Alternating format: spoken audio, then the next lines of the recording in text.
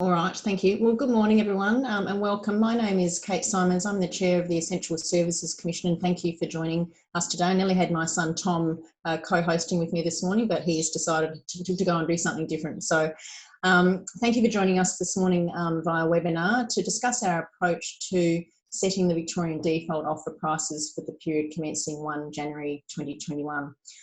Firstly, I'd like to acknowledge the traditional owners of the lands we're meeting on today and pay my respects to elders past, present and emerging. I'd like to acknowledge the connection that Indigenous Australians hold to country and culture, particularly at this time of uncertainty. Today I'm joined by my fellow Commissioner Satish Bajani, if you'd like to give a wave, as well as our Price Monitoring and Regulation Division, lots of staff including Marcus Crudden, our Director, hi Marcus, Dean Wickington, our Senior Regulatory Manager, and our project team led by Jonathan Roberts. Along with representatives from energy retailers, consumer advocate groups, including St Vincent de Paul, Council of the Ageing, Brotherhood of St Lawrence and others, we also have representatives from the following government departments registered to attend today, and I'm sure they're with us, from the Australian Energy Regulator, the ACCC, the Department of Treasury and Finance, and the Department of Environment, Land, Water and Planning. So thank you for being with us. I'd also like to thank Ben Barnes from the Australian Energy Council, hi Ben, and Jake Lilly, hi Jake, from the Consumer Action Law Centre, who will also be speaking today. So thank you everyone for being here today to engage with us. Please also be aware this forum is being recorded, including your comments and questions, as well as any comments that are made on Slido, and this will enable those who weren't able to be with us today to view the forum at a later date. To help us facilitate today's session, we request that you limit the use of the Zoom chat function and microphone. So I think most people have got their microphone off, so thank you for that. And if you'd like to ask a question during the presentation, there was a separate link to Slido that you have, so that we can use that for your questions as we go along today. We've also, I think, got a link to Slido in the chat bar. I think that's right, Robert.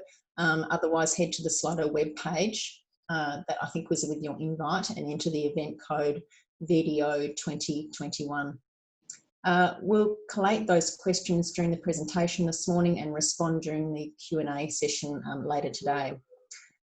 If we're actually unable to answer a question today, or we run out of time, we'll take your question on notice as well and aim to provide a response with the presentation slides, which I think will be made available on our website after today. To start off with, I'll just briefly outline the Commission's role in the Victorian energy market and the setting of the Victorian Default Offer prices. Our project manager, Jonathan Roberts, will talk to our consultation paper, which we put out in June 2020, our proposed approach and some of the issues we'd like some feedback on. Ben Barnes, the General Manager of Retail Policy from the Australian Energy Council, will then speak, followed by Jake Lilly, Senior Policy Officer from the Consumer Action Law Centre. Just after 11:10, we'll also commence our Q&A session. And after that, Commissioner Satish Bajani will deliver some closing remarks, and I think we'll probably finish up about 10 to 12. So we are Victoria's independent economic regulator, and we are tasked with promoting the long-term interests of Victorian consumers while having regard for the efficiency and financial viability of the industries we regulate, along with incentives for long-term investment. And as you'd be aware, we regulate several sectors, including electricity, gas, water and transport. And our review of Victorian Default Offer prices forms part of the Commission's broader work in regulating the Victorian energy market. And among other things, that includes our work on assessing the retail market's competitiveness and efficiency, the retail and distribution code review, and our monitoring role alongside the Australian Energy Regulator to collect data on retailers' responses to coronavirus. So we certainly understand electricity retailers and customers are dealing with the effects of the coronavirus pandemic, and we all find ourselves, as I said before, in a new set of circumstances in the last couple of weeks with more restrictions and another lockdown. So we certainly acknowledge the work undertaken by energy businesses for some time now during the pandemic to support Victorian consumers through these challenging times.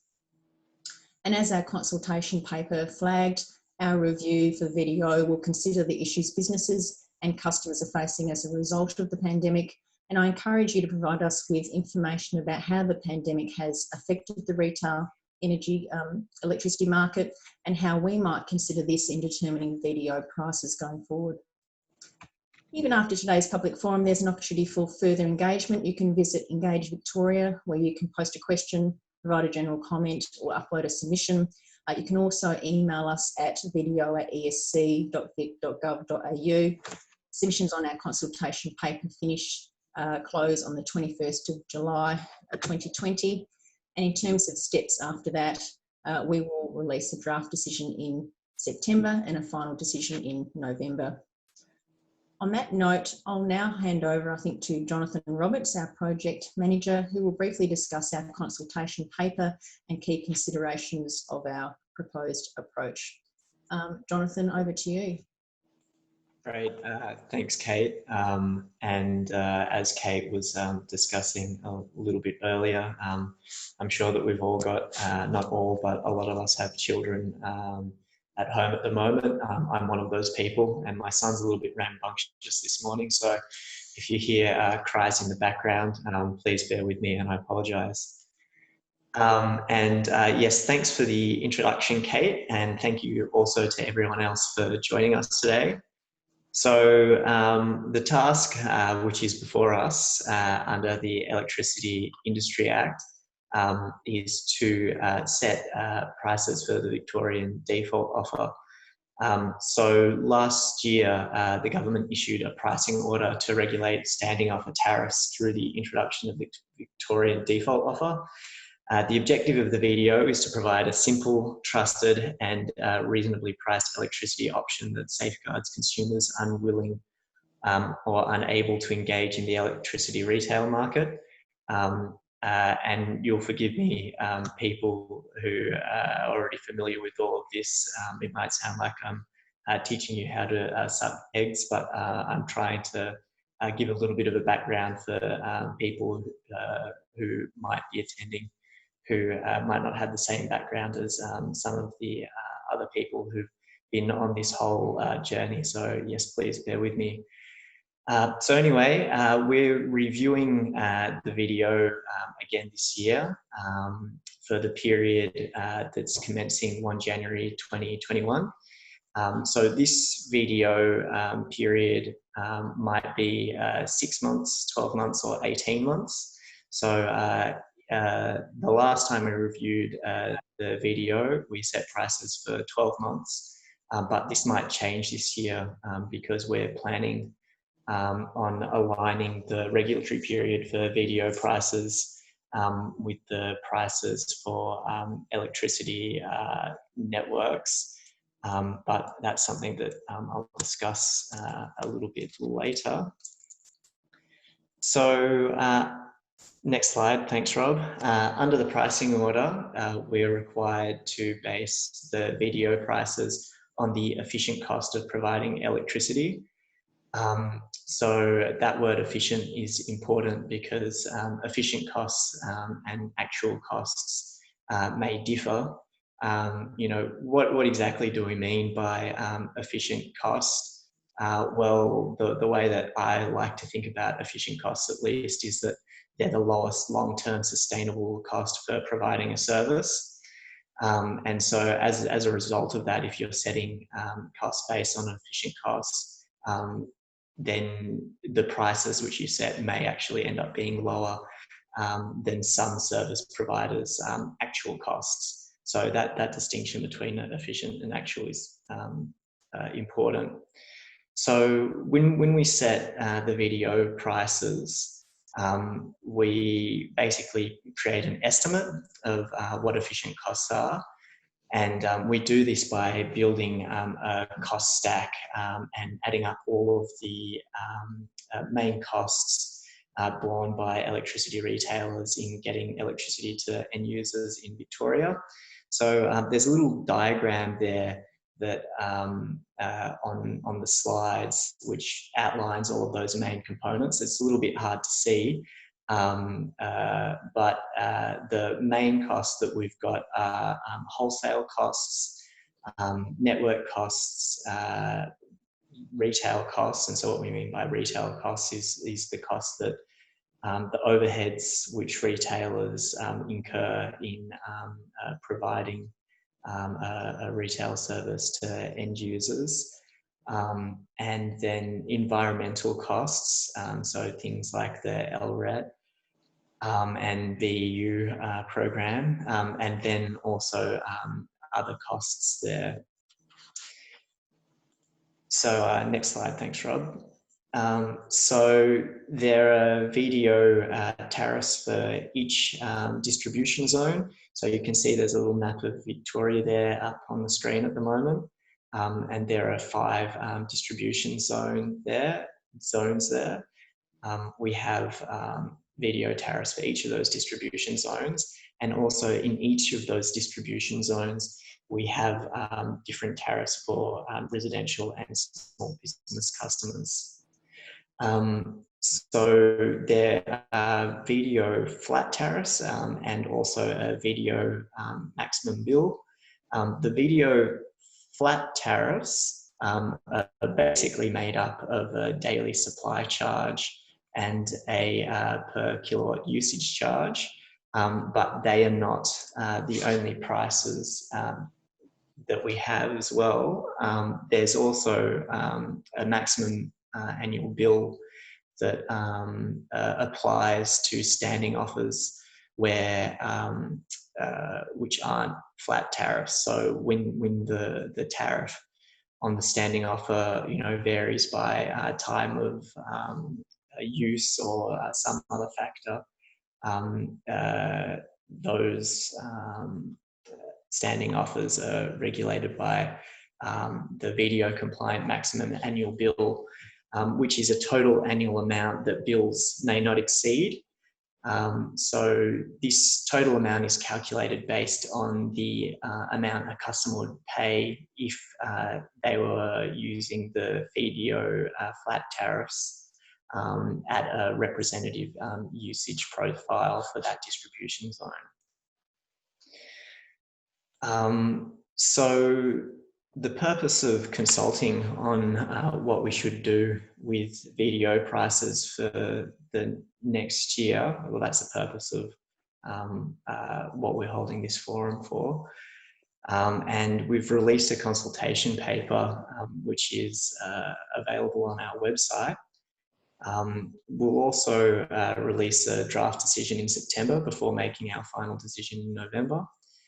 Basically, given all of the industry, the uncertainty, that the industry is facing at the moment, we're proposing to keep our approach largely unchanged. That is the methodology that we used for estimating the cost of providing a retail service and our cost stack, and our approach to the video compliant bill and calculating the flat tariffs. For the largest part, we'll basically keep as we did following our final decision during the last review. But there are a number of things that we are specifically seeking feedback on. I guess 2 of the main things are we're interested in better understanding the impact of coronavirus pandemic on retailers and how and if that should be taken into account setting video prices for next year. And the other thing, the other main thing that we'll need to consider is how we align the video and network regulatory periods, whether we do go for that 6-month period or a 12-month period or an 18-month period.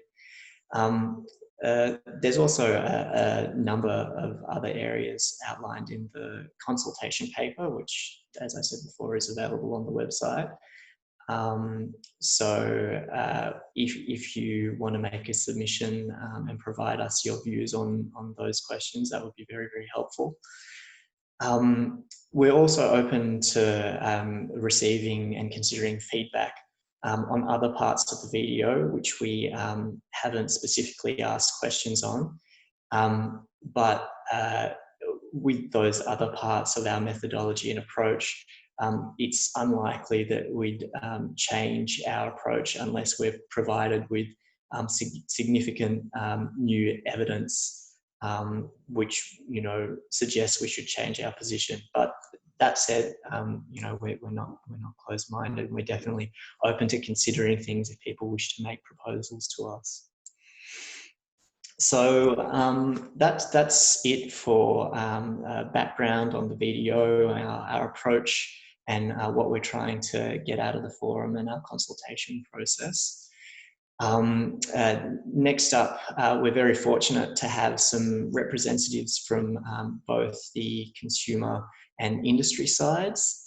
So first of all, we'll have Ben Barnes of the Australian Energy Council, who will share some views with us about the things that his constituents are thinking about. And following that, we'll have Jake Cleary from the Consumer Action Law Centre, and he'll share some reflections on the video from a consumer perspective. So I'd like to thank both Ben and Jake for their time today and sharing their views. And Ben, if you're ready, I'll hand over to you for the next little while. Thanks, Jonathan. I presume most on the call will know me, but for those that don't, my name's Ben Barnes. I'm the GM of Retail Policy at the Australian Energy Council. Obviously, the AEC is the representative body for retailers. We have 22 members across the NEM for the competitive parts of the supply chain, so retailers and generators. Might ask you to go to the next slide, whoever's running them. Today I wanted to focus on 4 key points, and it looks like it's been cut off a bit on my screen, but I'll go through them carefully. So we have some ongoing concerns about the risks of undervaluing wholesale costs, and we're really keen on the ESC making some clear assumptions or some slight changes to their methodologies and assumptions in this ongoing period. We remain concerned about the network tariffs aligning to retail tariffs and trying to ensure that retailers are able to recover their costs to achieve the outcome of a simple tariff. Some ongoing challenges. We have a very changed retail framework and regulatory framework in Victoria, so we're quite keen to see the ESC place greater weight on some of the costs of imposing those obligations. And finally, I just want to touch on some points about the impacts of COVID-19 on retailers and some of the challenges in coming up with the quantum of those costs, but hopefully we can consider some options as we move forward throughout the second half of the year. Great. So this slide really covers off our key concerns about one of the key assumptions that the ESC has taken in setting the wholesale costs in the VDO. So the objective of the VDO is to set a fair price for those unwilling or unable to engage, but it's certainly not supposed to be at the expense of the benefits that customers who are engaging in the market are clearly receiving today. We welcome some improvements that the ESC made in the 2020 VDO calculation. This graph here that's presented is from a report that the AEC commissioned from Athel Allen to have a look at the methodology that was put into the draft decision last year. And there were some changes made out of this, so we welcome those. But we still consider that there are concerns with using the median simulated year to setting the wholesale cost. So in effect, 1 in every 2 years, the wholesale cost the ESC includes in the VDO is undervalued. From us, we have great concerns about setting the VDO too low. We accept the obligation and the objective of the VDO to be a clear and simple, reasonably priced offer for disengaged customers. But we do think that we need to make sure that that cost is not set too low. And many parties, including the ACCC in recent years, have said that there's significant risks to competition for setting the price too low. We consider it would be better to set that wholesale cost at the 95th percentile. It remains an efficient cost. It is a genuine cost that comes out of the methodology that the ESC has chosen to utilise. And I think it's covering off the expected costs. And I think it would be hard to say that trying to ensure that retailers are able to recover their wholesale cost component, something that they're not able to mitigate against, is clearly part of a fair VDO. Okay, the next slide. In terms of network costs, obviously it's a clear pass-through for flat tariffs, but one of the challenges is about how there's a mismatch between time of use tariffs and customers who are on the VDO. So in many cases, the time of use tariff is more expensive than the flat, yet retailers are only able to recover the cost of the flat tariff in the VDO calculation. Now, obviously that will change depending on different customers' profiles, but certainly as a customer opts into the flat VDO, if a retailer is unable to match that tariff at the network level, there's a mismatch there between cost recovery. Understanding the objective to maintain the VDO as a simple flat tariff, we're keen to encourage the ESC to consider approaches that might better align the network tariff where the customer opts into the VDO. So that would mean if a customer chooses to go onto the flat tariff VDO, requiring the network to accept a tariff change from the retailer to switch the network tariff to the flat VDO to align those costs. We don't think it's a fundamental change to the framework, and certainly we're not seeing huge numbers of customers switching to the VDO from market offers, but encouraging networks to align those tariffs will decrease some of the risks. I think in future years, we're expecting to see this divergence between flat and time of use tariffs increase. Certainly there's obligations on the networks to try and make the tariff more cost reflective, and we're really keen to see the ESC continue to monitor that in coming years to make sure that that divergence continues to ensure that retailers are able to recover their costs, but also that the single flat tariff VDO doesn't damage some of those benefits that the networks are trying to achieve. Go to the next slide. I won't go into huge detail on each of these components, but I do want to point out that there's been very significant changes in the Victorian regulatory framework in particular from the benchmarked approach that we've seen in other jurisdictions. So I think it's the 2017 ICRC retail cost that's benchmarked in the VDO. I expect that would move up to 2018, presumably for the 2021 VDO. But certainly the difference between that framework in the ACT and what we see in Victoria is very different. To that, the ESC provides a $10, or they did last year provide a $10 increase on that benchmarked approach to account for that. We don't consider that that aligns with the costs that have been placed on retail market participants over recent years. And I've included a list here, but it's a very fundamental and significant list of changes. The approach paper was caught out by timing on the 5MS implementation. It talked about that being pushed into next year's decision with the delay proposed by AEMO. We now see that the 5MS will be implemented in the next VDO year, presuming there's at least a 12-month period. So some consideration of those costs need to be considered.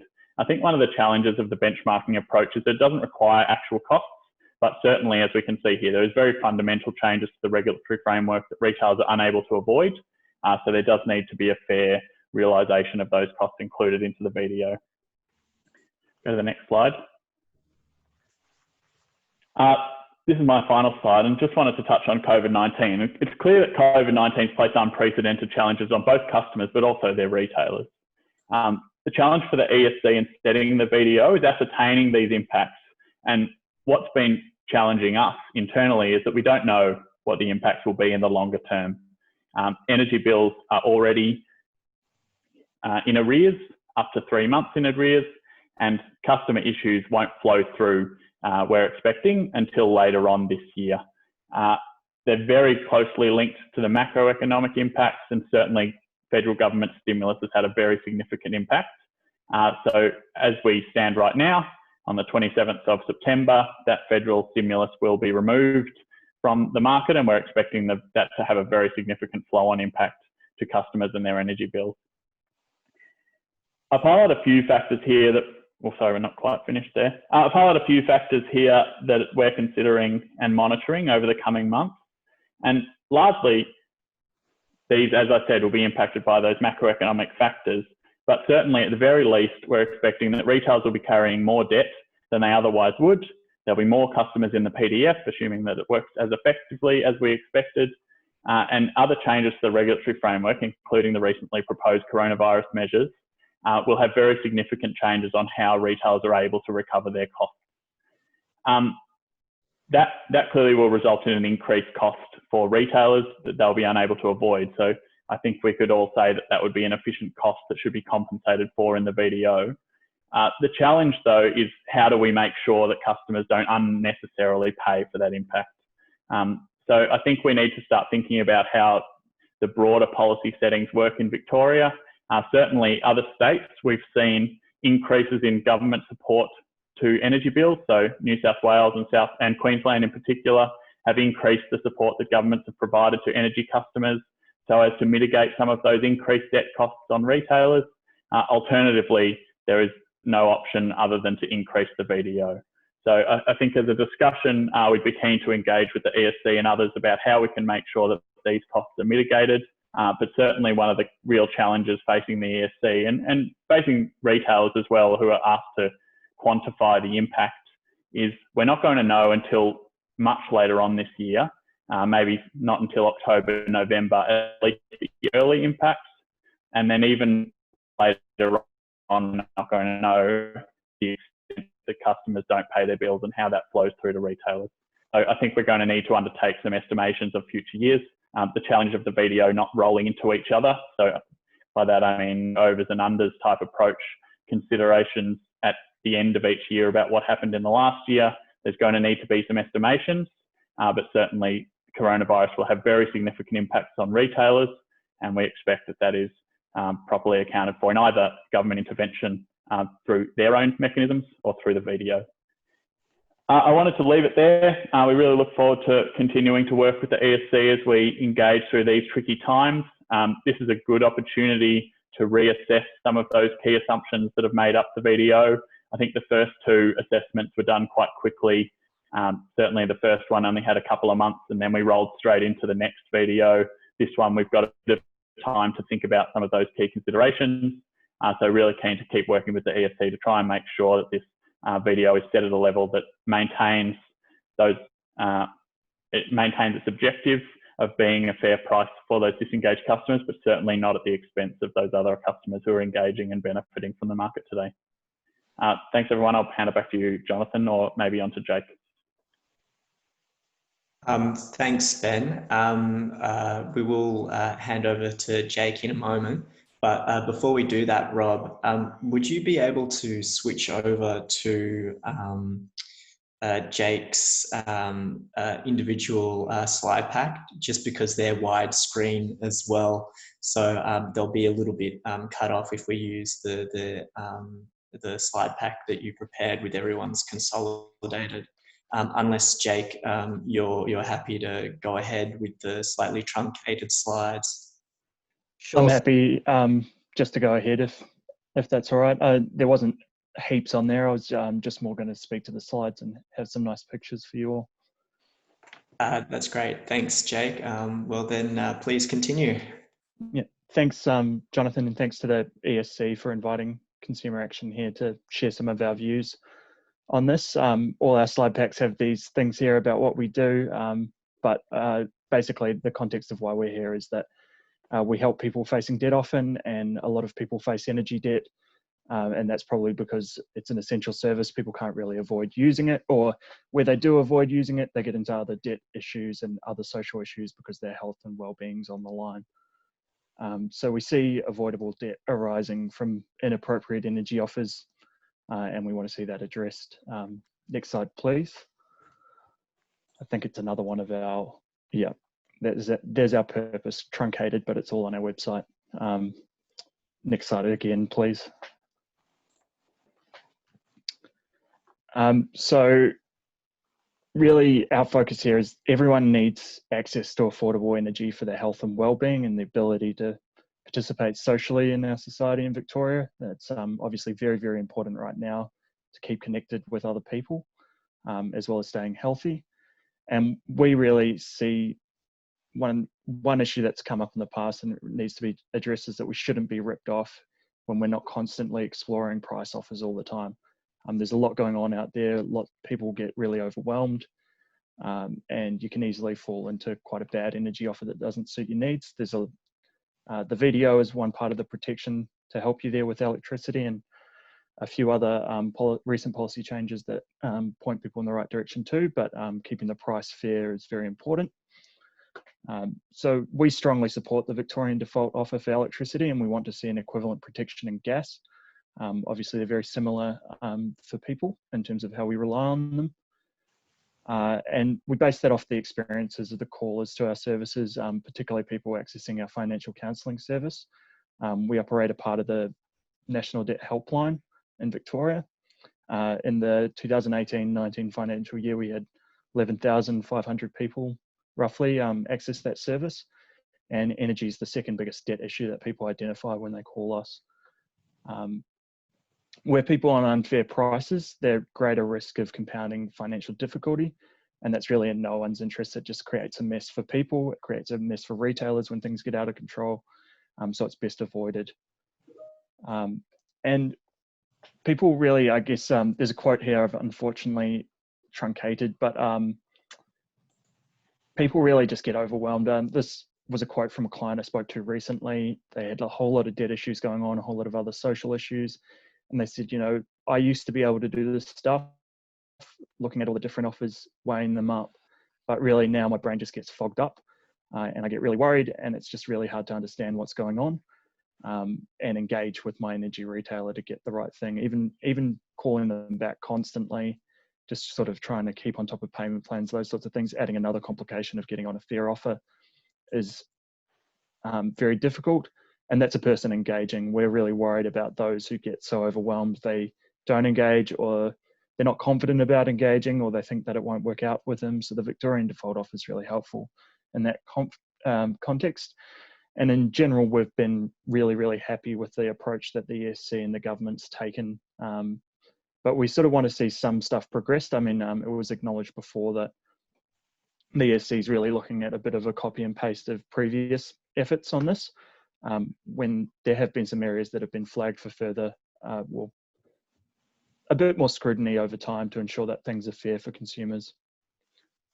And I think the video's objective is really important. I spoke before about people getting overwhelmed and disengaged, and it really makes it clear that this is here to protect people who, for whatever reason, and there's many, many good reasons why this happens, they're not keeping up with making sure they're on a fair price for electricity. And we really need complementary policy as well as a video to actually make this the case. There's been some recent reforms, and I'll touch on that soon as well. So we really want a focus on the efficient costs, and as I said, that would be really digging down into some things that have previously been benchmarked, and checking that we can be confident that that's a fair price. And throughout it all, we really encourage the ESC to look at this through the eyes of someone who's unable or unwilling to engage, because that's really key to getting the decision making right on that person being able to be confident they're not getting ripped off, or those like our caseworkers making sure that they can trust to refer people back to this. And really, you know, this all came out of there was really an issue that competition would achieve good outcomes for all customers, and that really just didn't play out in practice. So it's a really important protection. I think, yep. Next slide, please. So our focus for this particular reset, obviously out of all of this, it's great to get lower prices for households where we can. So above all else, we're thinking about that. And I guess there's a lot thrown up in the wholesale space, and this is a bit of a black box for us generally. Just like energy pricing in general is a bit of a black box for most consumers that we speak to. But we really want to look in there, and we're really focusing on making sure that the retailer's role is understood in the energy system, and that really the video is reflecting the correct people wearing the correct risks. For instance, you know, we really see that a retailer's role is to keep things a bit tidy for consumers instead of having to interact with the wholesale market, and manage some risk on households' behalf so they can get on with other issues in their life and not have to worry about their energy bill too much. So really we see it as important that the default stance should be that retailers wear risk, and the case otherwise must be very, very solid to be accepted by the Commission. And really, I guess it's important to consider that in COVID, I think it's caused a lot of panic. As been acknowledged before, we're not quite sure when it's going to shake out and how that's going to flow through. And there's a few policy settings going on. So thorough scrutiny is really needed there, not sort of a big guess as to what could go wrong, and then that risk being weighed into what households are paying. We also really want to be sure that it's possible that, be sure as possible that the ESC is not systematically overestimating retailers' costs or what's actually going on in reality in wholesale markets, as opposed to what looks like what may be going on. So we'll be looking into that a bit and bringing that into the consultation. And throughout this, the development of resets of the VDO so far, we've really encouraged the ESC to scrutinise retail costs and not rely on other regulators' historic decisions so much. There's been a fair bit of benchmarking being copied across regulators over time. So it would be good to really explore that a bit more instead of a copy and paste. And we do worry, as I said before, that speculation going on markets can really twist the methodology away from what the fair costs are to away from the fair costs and towards something that's not really reality. So we're just improving our understanding on that at the moment, and then would like to be sure that the ESC is really looking into that too. There's also, as Ben mentioned before, there's always sort of considerations around cost changes because of regulation, but we're worried at times that these might sort of conflate or should, we should efficiently expect businesses to incorporate these changes when they're doing regular maintenance on their systems anyway. If you're upgrading a system, we're not all on Windows 95 still. We do have to occasionally do this maintenance, and regulatory changes are going to happen. That should go in there as well. And really those systems changes and upgrades are something that an efficient business should be doing. And in reality, it should wear a cost, but it should create efficiencies at the same time. So, it might actually be a net benefit. And I think customer acquisition and retention costs have always been a sore point for us. In this, we really supported the Thwaites Review's assertion that they shouldn't be included. And we think they should progressively go down. They're the cost of competition. They're not really in the interests of non-engaged customers.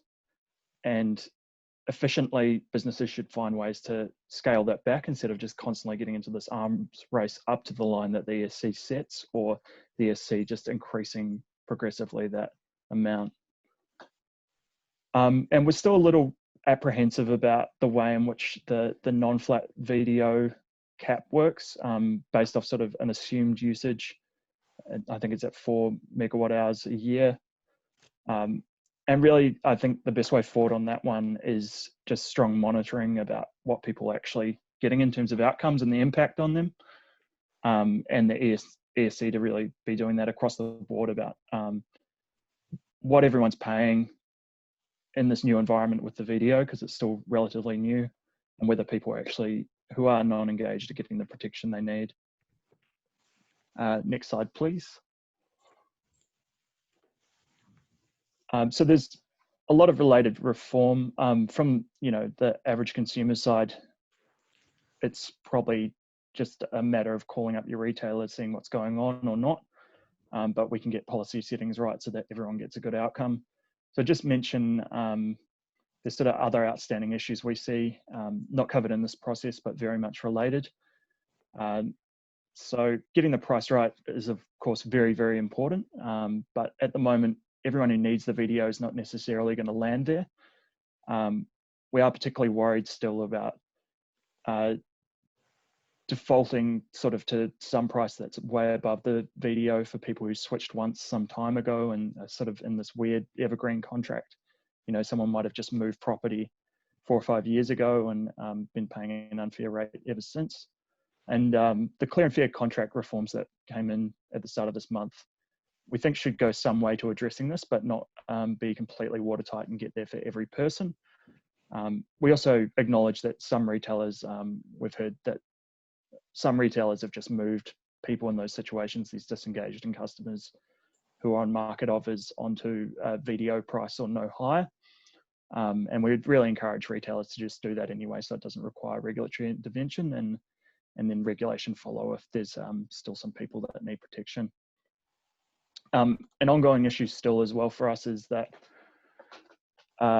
people have a right to get the VDO, but it's off the financially responsible market participant. And we do occasionally encounter some very vulnerable people who really need to take up this protection through a retailer struggling to get onto that, and luckily finding an assistance service, not just deciding to go in the dark. But that's not really working. We'd still like to see simplicity of access where someone could just pick up the phone to any retailer and access the VDO, instead of moving into a new place under who knows what circumstance. We do get people going to things like safe houses or very emergency housing that's often of substandard anyway, where the power's off. They call up, they're getting credit checked by a lot of retailers. They're not having ability to get on the VDO, which is concerning. And then issues as well around people referring them to the front, the financially responsible market participant. Note as well that there's reform work underway, and the draft decisions indicated that embedded networks and other exempt sellers are going to have to offer no higher than the VDO price to people who are often stuck in their network arrangements. And we really encourage that going forward. It's really people in that area, in those situations, need equivalent protections. And as mentioned before, we need to see a similar protection for gas. It's very costly for people to move away from gas. They're basically stuck with it. You know, if you go from gas to electric appliances, the cost probably doesn't weigh up.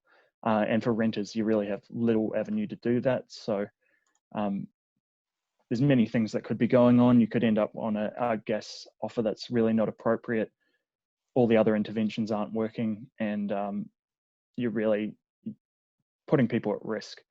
I personally find gas plans far more confusing to look at, compare, all those things. I imagine this is the case for most customers and even some other experts. And so, yeah, we really are calling on decision makers to implement a gas VDO and ensure fair prices for disengaged customers there as well. And that will also line up some other reforms so they can potentially match up with electricity, and it's far less confusing. Say if you have the same retailer, you're talking to the same person for your electricity and gas, all the things they've got to do are the same, and it just makes sense. So to conclude, the VDO is very important to ensuring fair outcomes for all Victorians paying for essential services. Ongoing work must be done to ensure that the VDO price reflects the delivery of a fair and efficient service.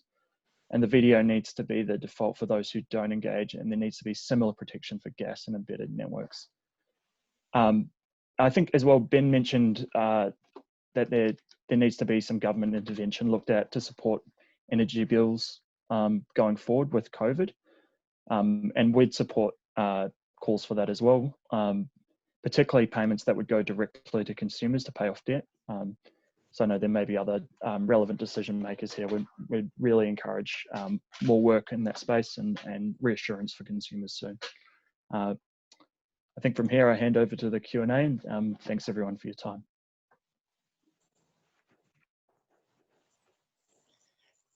Thank you very much, Jake, and also thank you, Ben. You've both given us all food for thought, so hopefully we can use that food to feed our Q&A session. So we've got a couple of questions here already. The first one is from Lawrence Irwin of Energy Australia. And I think it's a question about some of the analysis that we may have done on the LRET in the past. So I'm fortunate to have Jordan Tasker here with us, who has some background on the work that we've done on the LRET previously. So Jordan, I'll pass over to you for the time being, and when you're done, I'll get on to the next question. Well, thanks, Jonathan. So yeah, and thanks, Lawrence, for the question. So the question in Slido relates to the large-scale renewable energy target and the approach we've taken to estimating those costs in the past, and including how they reflect PPA costs that retailers might have, and whether we've considered a weighted average approach for calculating these costs, as Energy Australia submitted last year. So I think there's two parts to this response. I think the first part is just in our kind of how we responded in our final decision last year. We talked about consistency between the wholesale electricity costs, so that's from purchasing in the market, and how they relate to these large-scale renewable costs. There's an interaction there, and so the approach we took is for both of those to look at the futures market, the market-based data about how people thought those costs were going to change in the next year, where they were going to be, because there's an interaction with those, and if one goes up, one may go down, and that impacts the total cost to retailers. And the reason we didn't think that looking back at PPAs necessarily was the right approach was because that would have factored in historic costs that retailers had for those contracts that didn't necessarily represent what the market's view of those costs were going to be in the next year. So that's I guess a broad response to sort of the overall methodology. I think there's a question that's also been raised about the futures market for these contracts going forward. That there's been some feedback from some retailers that market isn't representative of what the costs are likely to be, and so that's, I think we would continue to receive feedback on that. I think what we would need is a bit more, I guess, for us, we're thinking about the overall industry. What does this look like for industry, and not necessarily a particular model that some retailers have signed into. So if a few retailers have these PPAs, then that's what their costs look like. But it may not be the case that across the industry that's what people are doing. So I think if we were, kind of looking for a rationale and I guess a consistent way to move forward, if we were thinking about changing it's how does this maintain that consistency of approach that we've talked about, but also and is also representative of the industry's costs. So that's hopefully, I guess, an initial response to that question. But certainly, if there's more feedback, that please provide that to the consultation paper. We'd like to see it. So thanks for that. Did you want me to keep running through this, Jonathan, or are you're happy to take them? I'm good. I'm back, Jordan. Thank you very much for answering that. That was very helpful. Also, before I move on to the next question, I thought that I'd just remind everyone that if you want to submit a question, you can do so via Slido. The web address is there on the slides and are visible at the moment. So just put that address into your web browser and then type in video 2021 and the little box where you can type in a question for us to answer will appear. And yeah, we'll do our best to get through all the questions that we have that we received today. But if we don't get through all of them, we will publish responses to the questions along with our slides on the website, which is a good segue to a question that we've got here from Alan Love about the recording of the forum. So we will be publishing the recording on our website, and we'll send an email out to attendees letting them know when it's been published. So I can't tell you exactly when that will be, but you know, we will try not to dilly-dally, and yeah, we'll put it out there when we can in the not too distant future. So I might move on to the next question then, which we got from M, and I'll refrain from making a James Bond joke. But the question is about 5-minute settlements. And I think it's something that Ben Barnes referred to earlier in his presentation about the fact that we're, you know, only a month away from having released our consultation paper, and already things are changing. So it's a really good question. You know, how are we going to deal with 5-minute settlement for the 2021 VDO? Look, I mean, I think that that's something that we need to think about and investigate further. We'd be very happy if stakeholders wanted to make submissions about how we should deal with 5-minute settlement, or if they wanted to provide us with, or if retailers want to provide us with cost data on the impact of 5-minute settlement. Those are some things that we'd love to be able to consider in making our draft decision.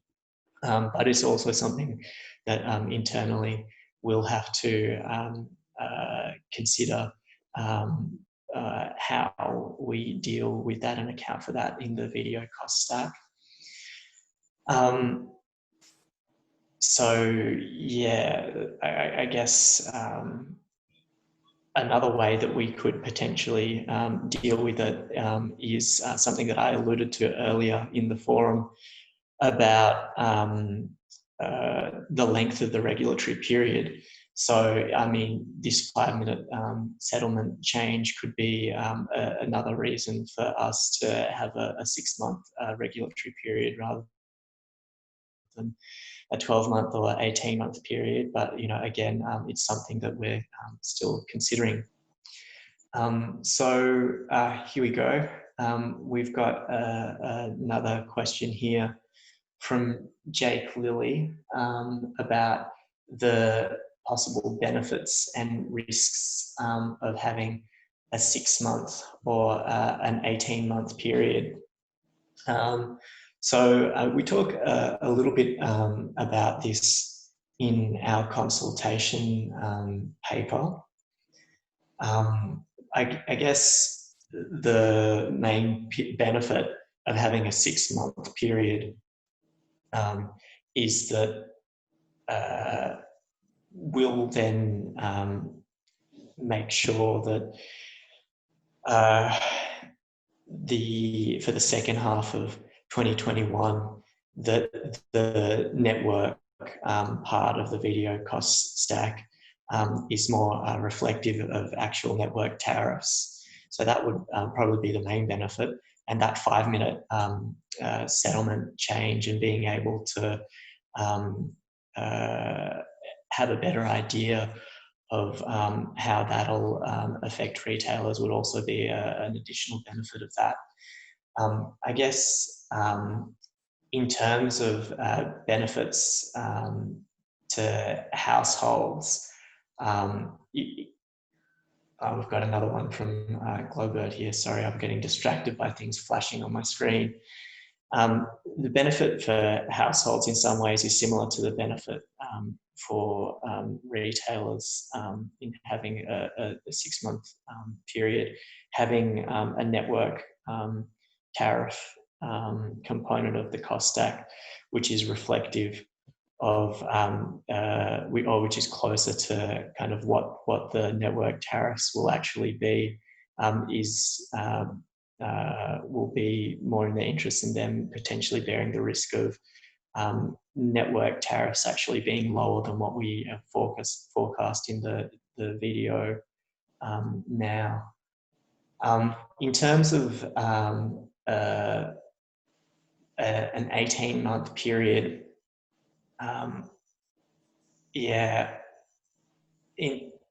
from my perspective, I'd need to have a little bit more of a think about what benefits having an 18-month period would have for households.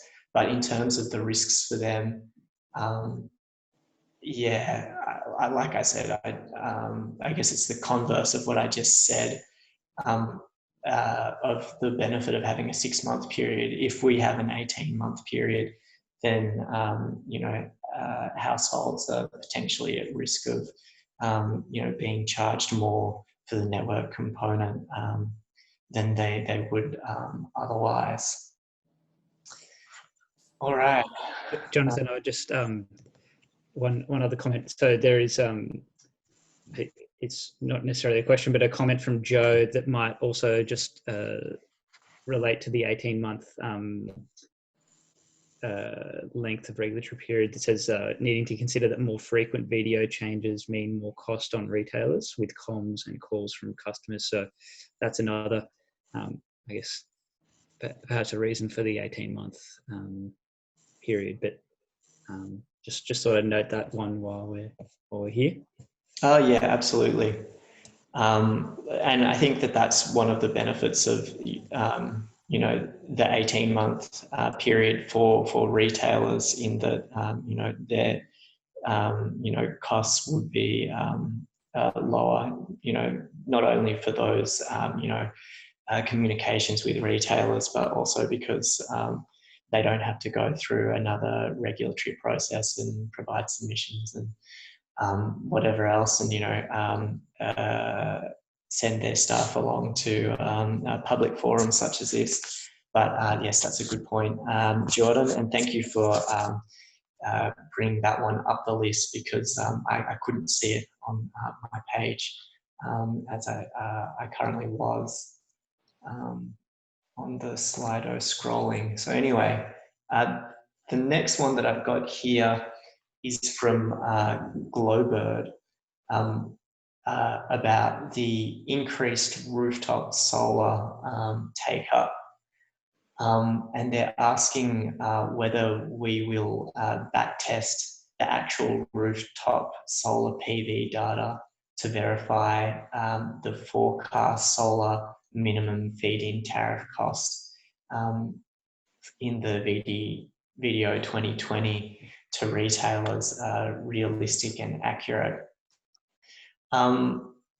Look, this is something that we could consider.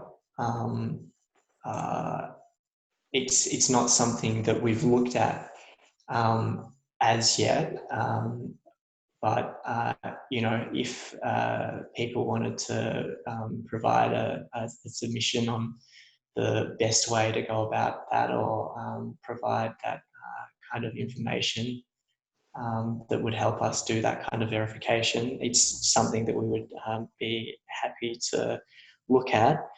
Again, as I said earlier in the forum though, we would need to have significant new evidence for us to change our approach on a lot of the things in the cost stack. So, if we weren't seeing a material difference between our forecasts and the actuals, and that wasn't, and if that didn't then flow through to a material difference in BDO prices, it's unlikely that we'd change our approach, but it's definitely something that we're happy to consider. Jordan, you didn't have anything to add to that, did you?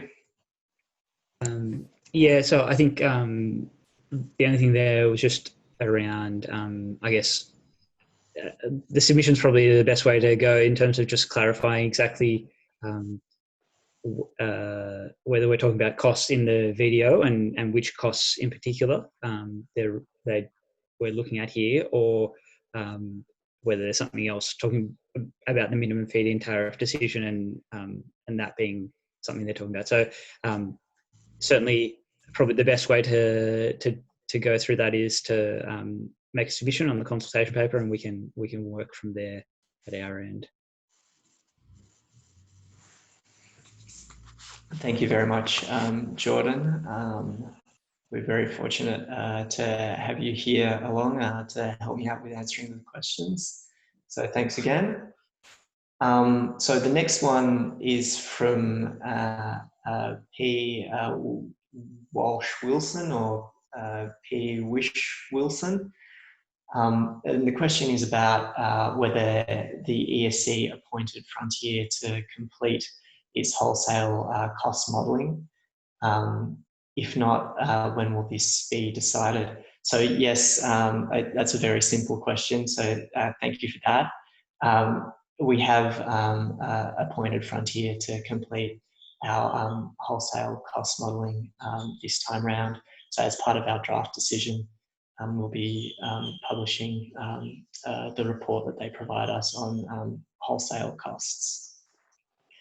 So any interested stakeholders can then make submissions on that report in response to our draft decision. So thank you again for your question. The next question is again from Glowbird, and the question is asking us whether or not we can publish all AEMO small customers' consumption data for the last financial year. Look, that's a good question. It's something that we'd need to speak to AEMO about, seeing as it is their data. So I guess that's the first part of the question. And then the second part of the question is asking whether we could extend the submission due date on the consultation paper so that industry can review that consumption data before making their submissions. So I think if there are stakeholders out there who need who want to make a submission after the submission date, I'd encourage them to get in contact with us so that we can come to a mutually beneficial obligation. With Dean here. Yeah. I'll just follow up with Glowbird about the why and the what, a bit more around it as well. Yeah. What you'd like to achieve. So Hal or John, I'm not sure who that is, or someone else, we'll touch base with you after this, but to chat about that a bit more. Thank you very much, Dean. So yeah, we will try to get in contact with you about that. And yeah, we'd encourage anyone who has any similar questions, to get in contact either with myself or send us an email via the video email address, which is included in our consultation paper. Yeah, please get in touch. So the next question is from Andrew. So following on from Joe's question, can the Commission comment on aligning its video application date to align with the change to retailers' non-video pricing? which is now 1 month after the network price change. So let me have a little bit of a think about this. While you're thinking, Jono, I've been pondering while that's been sitting there, so I can jump in and you can add anything that you've got in addition. That's great. Thank you very much, Jordan.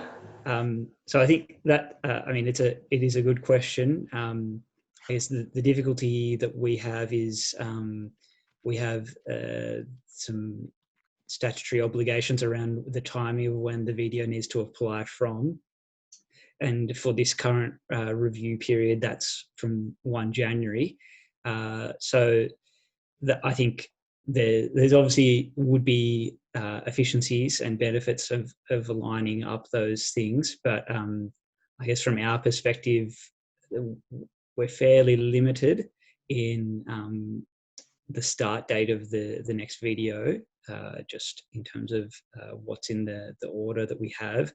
But certainly could be a broader conversation about how those other obligations interact and what that looks like. So would welcome feedback on that and kind of what the impact on retailers is of the differences in alignment there.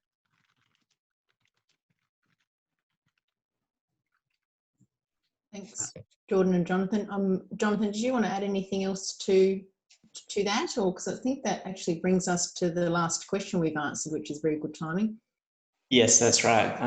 Thanks, Kate. I think that's probably from the Q&A, but again, just would like to encourage everybody with questions to get in contact with us and, to make submissions on the consultation paper so that we can give everyone the best video possible.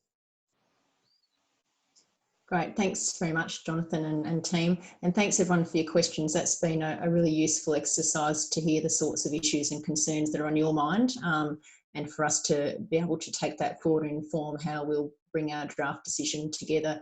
And as Jonathan said, you can still respond to our consultation paper making a comment or submission via Engage Victoria by the 21st of July.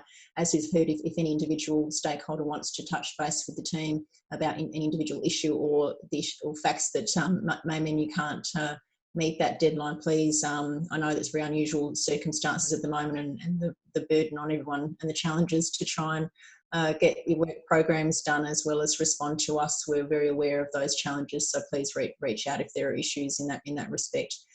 Thank you also, Ben and Jake, for your presentations. I found them very valuable and thank you for your time to spend to provide some of those insights and areas of interest that you'd like to see us pursue and look at through this video exercise. So thank you very much for your time. About to hand over to Satish, who I hope is still online with us, but just before I do so, I also wanted to just raise the Section 37 notice that's been sent out to all retailers. You would have received one of those a couple of weeks ago. We've given a little bit of extra time to respond to that, but I just wanted to thank you in advance for taking the time to respond to that cost data request. That's incredibly helpful for the Commission to still receive that data, and I do realise that it takes and acknowledge it does take time and effort within your businesses to put that material together. We have taken a number of steps to try and streamline and align what we're asking for from the first iteration that we did last year. So we've been very aware of the time it takes to put that together. The team are very open to having calls from your staff if you've got queries or anything to help you along the process. So I know that they're ready to respond to you if you need. So thank you in advance for that. I think the responses are due by the 10th of August. So thank you. I'm just wondering if I've got Satish on the line. I can't see you there, Satish. I hope so. I think I'm here, Kate. I hope you can hear me. All good. Yes, I can see you and hear you now. So I just wanted to introduce my fellow Commissioner Satish Bhojani, who's with us today. Satish just wanted to make a few comments about how the video is referenced in the market, and I think thank everyone and make some closing remarks. So on that note, Satish, thank you to everyone, and I'll hand over to Satish. Thank you. Thank you, Kate. And like yourself, and on behalf of the Commission and all my fellow Commissioners, just wanted to say thank you to everyone for making this time to join us today at this online public forum. Your participation today and engaging with us on our consultation paper is extremely valuable as we look to making that draft decision. As you can see from the questions and answers that we just went through, there's differing sorts of issues that we are going to have to weigh up and balance to try and get to a fair outcome, both for the industry and obviously for households and consumers. So with that in mind as well, I would, as Kate has also mentioned, I'd like to thank Ben Barnes from the Australian Energy Council and Jake Lilly from the Consumer Action Law Centre for speaking today and their valuable contributions and insights into the task that lies ahead for us. Hearing the views of groups representing both industry and consumers provides great perspectives to the Commission as we go about our task and balance the competing issues and priorities and points of views. Ladies and gentlemen, just before I do finish up, there is, however, an important issue that I'd like to mention. It arises from the VDO last year, and it is causing some concern at the Commission. And I just wanted to make sure that industry in particular was well aware of it. And that is how the Commission is concerned that the VDO has been misrepresented in the market. After the release of our final decision on the 2020 VDO in November last year, we received several complaints that retailers were justifying increases in market offers because of the increase made to the VDO prices, or that increases in market offers were somehow mandated by the ESC or by the government. Now, all retailers know that is not the purpose of the VDO. Retailers know fully well that they are in control of the market offers they make to customers, and it is simply wrong to justify changes in market offers because the Commission has made a change to the level of the VDO. It's also wrong to suggest that any changes to market offers are related to actions of the ESC or the government about the VDO. Ladies and gentlemen, the Commission will be monitoring how the 2021 VDO is communicated to customers, and if it is used by retailers to justify changes in market offers to its customers. The Commission will also be monitoring how retailers justify any changes in market offers to customers, and in particular, if any such changes in market offers are linked to any unrelated actions by the Commission or the government. That sort of behaviour really has the risk of eroding trust in the energy market. And if the Commission continues to see that type of behaviour, rest assured we will intervene. Now, if there are any issues from what I have said, please feel free to raise them with us through the Commission staff. But I can't signal just how important all of this is in this climate of uncertainty, that we don't have mistrust generated either unwittingly or deliberately. It is just not acceptable commercial conduct. Ladies and gentlemen, finally, let me draw the forum to an end. Thank you all again for making the time and attending this public forum. We appreciate your time and engagement with our review. We hope you will all stay safe and well as we navigate through this pandemic crisis and come out at the other end. Thank you once again.